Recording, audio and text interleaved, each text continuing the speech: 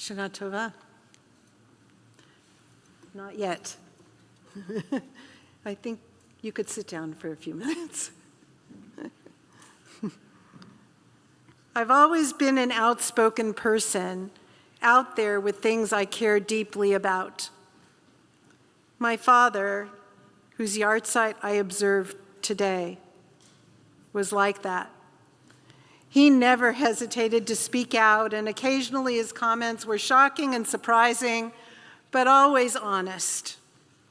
I grew up going to rallies of all kinds, from sitting on my dad's shoulders at a Jim Crow must-go civil rights event in San Francisco when I was 3, to taking myself as a young teen to the People's Park rally in Berkeley. But to be honest, I have no recollection of what that was really about. Most of all, however, I was dedicated to being outspoken about Israel and Jews, attending rallies for Soviet Jewry in Israel, speaking out in mass when the Arab states put forward the Zionism is racism vote in the 70s. It was always Jews joining together because we knew that we must stand up and speak out. Today, I still wear the huge Magen David that I bought for myself when I was 17 on a trip to Europe with my parents. One reason that I bought that huge necklace was that when I was in high school, I was constantly followed by Christian students, then called Jesus freaks, who waited for me every day outside my classes to try and proselytize me. You can tell that there weren't a lot of Jews in my school. They weren't mean or dangerous, but they did teach me that I had to be firm, articulate, and out there about who I am. So over the years, most of the things I attended with Ken and my kids were pro-Israel rallies year after year, attack after attack. As a first-generation American and the childless survivors, we showed up and spoke out with an American flag in one hand and an Israeli flag in the other, and a lot of pride.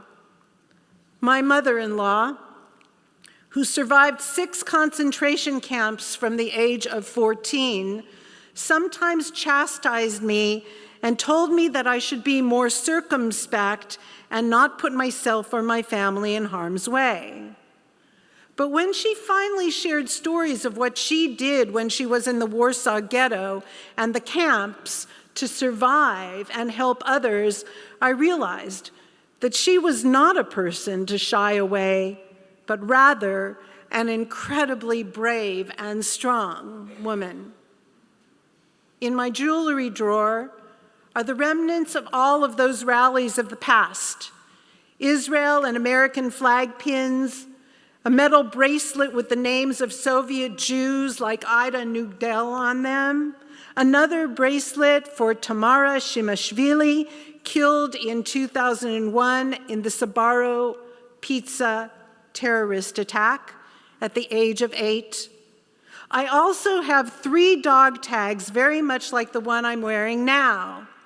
One for Gilad Shalit, age 20, kidnapped in 2006, Ehud Goldwasser, age 31, and Eldad Regev, age 26, kidnapped in 2008. And we all know that only one of them returned alive. So that brings us to October 7th of this last year, when I again only wore my huge Magen David, my rubber bracelets, and my dog tag, for hoping for the freeing of hundreds of people of all ages. They have become part of my dressing routine in the morning, and I know that many of you do the same. A few years ago, young people would have said of my regalia, I represent. I don't know what they would say now, but maybe a B'nai Mitzvah student can tell me. But the idea is the same. Every day, I and many of you represent. At the beginning, I admit that I was a little nervous. Jews are being attacked on the streets, in restaurants, in their shuls. I'd go to places with the potential expectation that someone would yell at me or worse. It hasn't happened to me yet, but something else has happened a lot. I get approached, interestingly, mostly at Costco or Target, by Jews. These people come up to me quietly and say, "Maybe you shouldn't be wearing those, you know, it's dangerous." Or they come up and they whisper and say, "I'm Jewish too." It's been a lot of people. A few months ago at Costco, again, another woman approached me, and this time she asked, "Has anybody harassed you or harmed you since you were wearing that?" I said, "No, but I do get approached by a lot of Jews." She said, "My son told me not to wear my star, particularly when I'm strolling with my granddaughter. I've been doing what he says, and I will when I'm with her because he is her parent, but I'm tired of being afraid. I want to be proud. I'm going to put it back on today, and I will tell him why." Now, that's what I wrote in the sermon, and then I went to get a blood test literally 2 days ago, and sitting in the waiting room for the 3 minutes I was going to be there, one of the women who was there said, "Nice Star of David, but don't you think you should tuck it in?" All the time. I feel very, very strongly that we need to stand up, proud and unafraid as Jews. Hiding has never helped us. But it's so hard when we read on social media or newspapers or watch on the news channels about the huge demonstrations by haters and broadcasters saying how horrible Israel is while sharing false or incomplete information. Many of us have come to think what I first felt when I went out garbed in pro-Israel things. Whoever is around me, they must all hate me. In May, when Ken and I went to Columbia University, it's kind of emotional, for my daughter Eliza's graduation from her master's program in public health, the commencement had a number of graduates wearing keffiyeh stoles, and they had packed the audience with supporters. It was absolutely loud, raucous, threatening, with commencement speakers openly accusing Israel of genocide in what was supposed to be an event focusing on health and caring for others. We wanted to leave, but we weren't going to leave our daughter wearing a stole with a big yellow ribbon saying, "Free the hostages." But then I counted the number of people walking up to get their diplomas, fist raised, and accepting the adulation of the people they had managed to get in. And there were about 50. A lot. But I looked at the quiet students, about 500 of them in their chairs, not engaging with that. And I realized that not everyone agreed with this infringement of their celebration or ideology, even if they didn't stand up to combat it. We know that an overwhelming majority of Americans support Israel in its war against Hamas and now Hezbollah. The last Harvard Capps Harris survey showed that over 80% of registered voters say that they support Israel more in the war, and that's a significant number. On Reddit, I found this posting, which is an example of those 80%. "Hi, I'm not Jewish, either religiously or ethnically. I've always respected Jewish people for their resilience and culture, and the recent videos and news I've been seeing about anti-Semitic attacks is angering me. I want to take my protest beyond just speaking up about it, and thought about owning and wearing a Star of David necklace to represent my alliance. Is this okay? If it's not, I understand, but I just had to make sure. Thanks. P.S. Please, only Jewish people answer, not non-Jewish observers. While most respondents didn't think he should wear a Magen David because what if someone saw him eating pork, they asked, they suggested Israeli flag pins, yellow ribbons, or dog tags. Personally, I thought it was very moving that he wanted to wear a star. Who are we kidding? That many a star-wearing actual Jews aren't munching on shrimp or bacon while they wear it. He chose the dog tags. There have been exceptional articles written, notably on the website Tablet, written by a non-Jewish staffer about how to be an ally to Jews and Israel at this time. They offer great guidance to the people, like the one on Reddit, who really wanted to help but aren't sure how. On our cruise to Polynesia a few weeks ago, yeah, be jealous of that. Several people working on the ship, some from Indonesia, some from India, someone from Poland, another from Austria, all deliberately spoke to me to let me know that they were supporters of Israel and the Jewish people. They obviously weren't actively doing anything to help, but their desire to communicate meant a great deal to strengthen me. Some people will go all out to confront anti-Semites, to post their pro-Israel and pro-Jewish perspectives on social media. Some will go to rallies on behalf of us.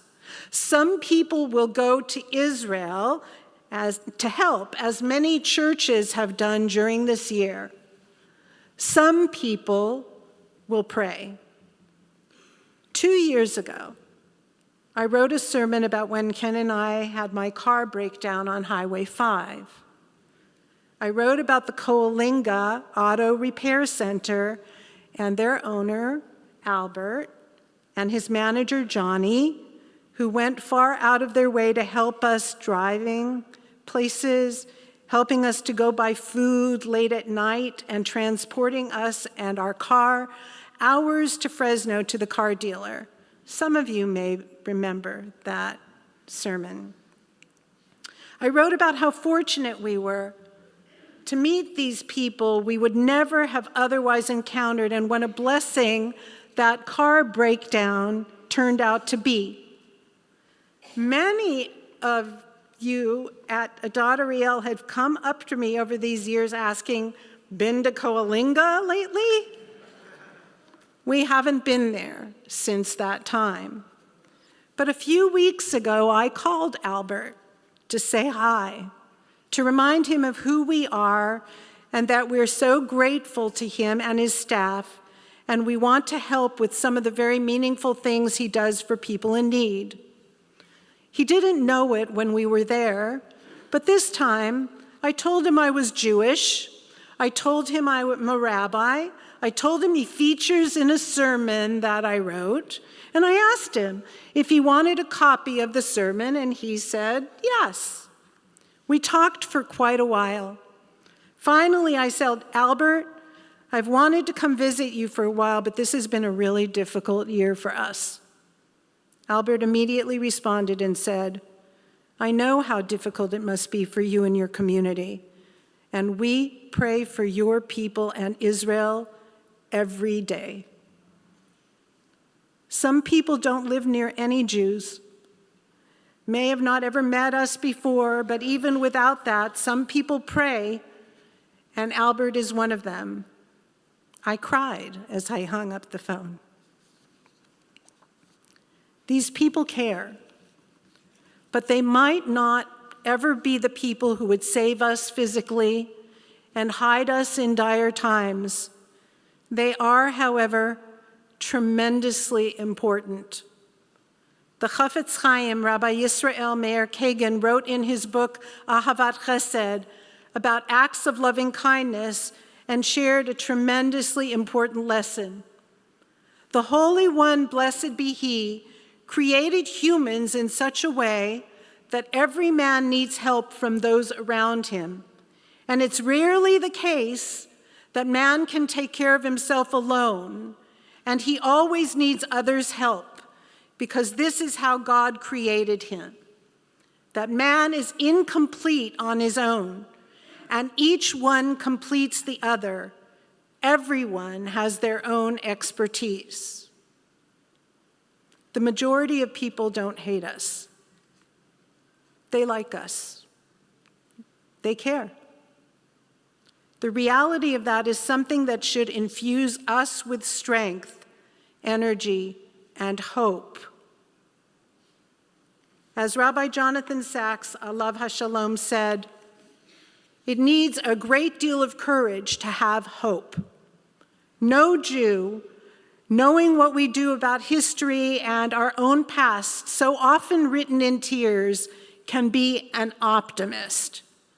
But no Jew who is a true Jew can ever give up hope. And that is why Judaism is, for me, the voice of hope in the conversation of humankind. We all know this quotation from Pirkei Avot. Hu haya omer, im ein ani li mili, uchesh'ani la'atzmi ma'ani, ve'im lo achshav, ve'ematai. Rabbi Hillel used to say, if I am not for me, who will be for me? And when I'm for myself alone, what am I? And if not now, then when? It's so important to remember that people are behind us. It's beautiful and causes hope, but the outspokenness, the care, the dedication, the conviction, the strength to stand up now, tomorrow, and always must always come from us, and we must not waver. Of course, you know this Talmudic verse from the tractate Shavuot as well. And this is where I will close. Kol Yisrael arevim ze bazeh. All Israel is responsible for one another. It needs no more explanation. Shana Tova.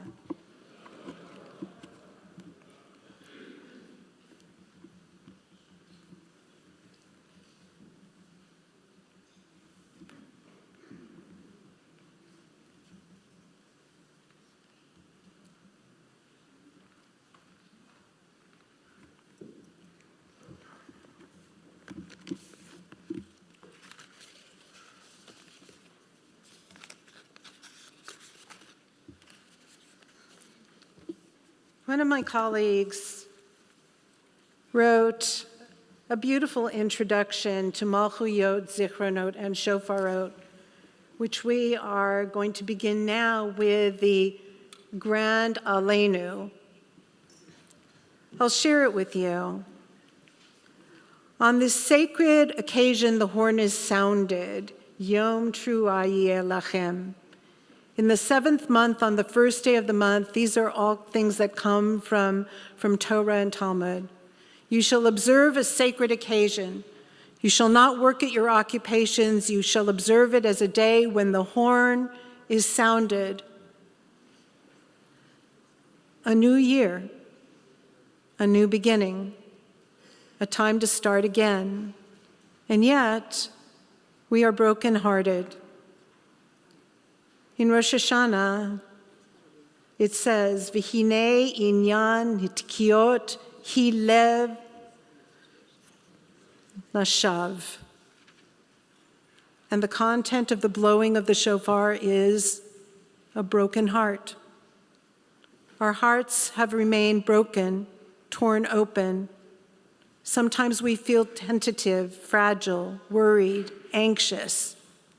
But we remember the moments of sound, Malchuyot, Zichronot, and Shofarot, remembrances, when this came about. Vayishma Elohim et nakatam v'yizkor Elohim et brito. God heard their moaning, and God remembered that God needed to honor the covenant. An ancient connection, the voice of time coming back to us, kol d'mamadaka, still small voice. The shofar is who we are, how we feel in good times and bad, our voice when we do not have a voice, echoes of moments past. For Isaac, the ram's horn to the holy temple, to Jerusalem in 67, to today, wherever Jews live. An ancient familiar voice is sounded and heard. The sound has come before our time. It will endure well past this moment. Our hearts beat in trembling, in sadness, sighing, and in hope. I do want to share one more thing. Leela and Norman, if you're there on streaming, I'm sure you are. Leela and Norman Jacoby told me the other day that they had visitors from the Christophars, members here at the congregation, and you might have heard the sounding of the shofar by him yesterday. They went to their house and sounded the shofar for them. And in the background was the news of the Iran missiles being sent and arriving in Medina, Israel. And Leela told me what an incredible juxtaposition that was. The juxtaposition of a person who cared standing in their living room, sounding the power of the shofar, at the same time that our people were bravely in their miklatot, trying to make sure that they would stay safe. I'm sorry, I got a little tongue-tied now, but I think you know what I mean. So thank you, Leela and Norman, for sharing that. We now go to Malchuyot, and I'd like to suggest to everybody that the falling that we do only 2 times, the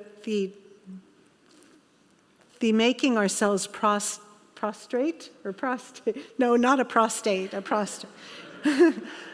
When we do that, to show our connection with God and our feeling of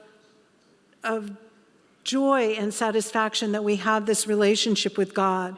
It doesn't just need to be for the rabbi and cantor. A lot of you take exercise classes. You've done Pilates, you've done yoga. You can do this too if you choose. Page 154.